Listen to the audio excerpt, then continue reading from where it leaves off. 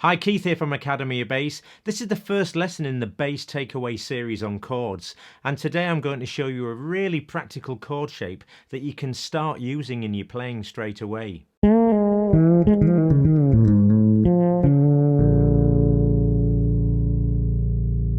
I'm going to start from scratch today with a root position major chord. A major chord is a three-note chord built from a root note comprising of root, third and fifth.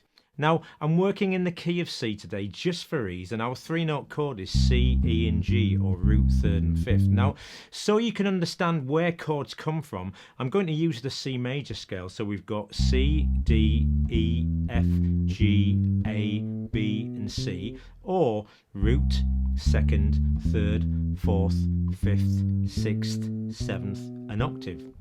And chords are built by taking a root note and simply stacking every other note on top of each other until we get the sound or the chord type that we want. So starting from C, the root note, we're going to miss the second, D, until we get to E, the third. So we've got root, third.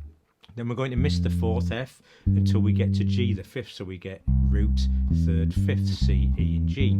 Now, this three-note chord is called a triad, and it's really important because the triad is the foundation on which the majority, not all, but the majority of chords are built. Now, most of our time as bass players is spent playing single notes, and if we play the notes in this chord individually, that's called an arpeggio. So the arpeggio is the term given to playing the notes in the chord individually.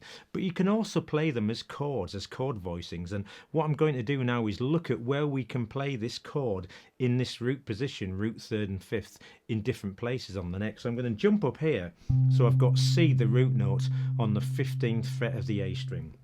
Then we've got E, the third, on the 14th fret of the D string, and G, the fifth, on the 12th fret of the G string. So we've got, now I'm plucking this using my thumb on the A string, my first finger on the D string, and my second finger on the G string. We can play this in any way we want. We can strum it like that, we can pluck them together any way we want, but it's quite a nice sound and it rings out really well. But we can also play that here, starting from C at the 8th fret of the E string, so we get C, the root, E the third, G the fifth. But that's a little bit muddy and not the most usable unless you're playing something far more gentle.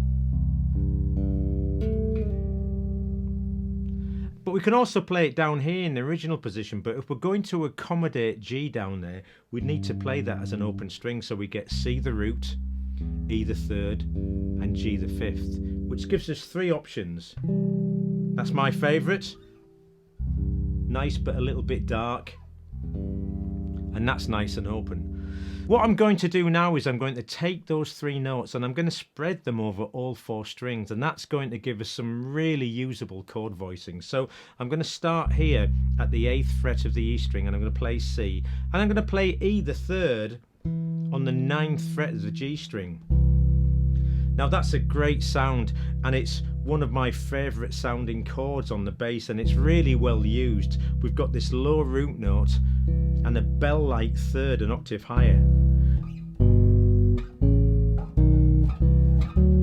And it sounds great. Now, this is commonly referred to as a 10th, and here's why. So if we refer back to the major scale, we've got root, second, third, fourth, fifth, sixth, seventh, octave or 8th, 9th, 10th, which is E. So if we take the third and we play it up an octave, it's called a 10th. So we've got the root and the third, but I'm going to change the way that I play this. So I'm playing root with my first finger and I'm going to play the third with my second finger. Now you might think that feels awkward or feels a little bit strange, but bear with me because I'm now going to add the fifth with my third finger at the 10th fret of the A string. So now we've got root, fifth, third, and that sounds really nice and rich. Now I'm also plucking this slightly differently, so I'm using my thumb on the E string, my first finger on the A string, and my fourth finger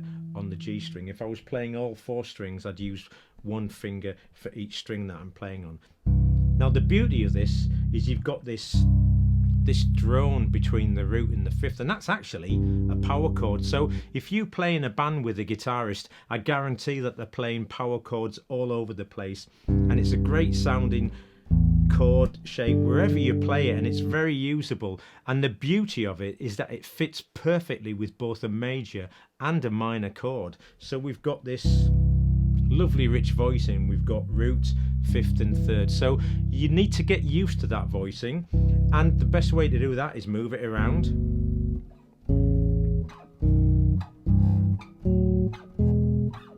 But don't forget that wherever you move it to, you really want to be thinking about the notes. So if we move it here to A, you should be thinking root, fifth, third, or much more importantly, A, E and C sharp. Similarly, if you move it up here to the 12th fret to E, you should be thinking root, fifth, third, or E, B and G sharp. So we've got three options there. We've got this root and third, or this 10th, which is a great sound on its own. We've got this root and fifth option, which is a power chord. It's not the most nice sounding of voicings, but it's functional and it works really well. And now we've got this full voicing of root, fifth and third.